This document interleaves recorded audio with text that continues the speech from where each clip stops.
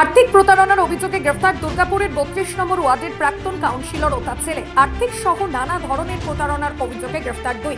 দুর্গাপুরের ৩২ নম্বর ওয়ার্ডের প্রাক্তন কাউন্সিলর মানস রায় ও তার ছেলে অভ্রনীল রায়কে গ্রেফতার করে দুর্গাপুর থানার পুলিশ সোমবার আনুমানিক রাত 11টায়। মানস রায় 2017 সাল থেকে 2022 সাল পর্যন্ত কাউন্সিলর ছিলেন দুর্গাপুরের ৩২ নম্বর ওয়ার্ডে। প্রাক্তন কাউন্সিলর মানস রায় ও তার ছেলের বিরুদ্ধে একাধিক আর্থিক প্রতারণার অভিযোগ রয়েছে। অভিযোগের ভিত্তিতে মঙ্গলবার রাতে তাদের গ্রেফতার করে দুর্গাপুর থানার পুলিশ।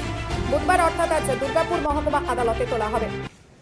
অভিযোগ একটা কেস আছে যে চিটিং ফ্রডের কেস আছে এবং ওটাতে অনেক সেকশন বগেরা আছে, তো ওটার জন্য দুজন অ্যারেস্ট হয়েছে।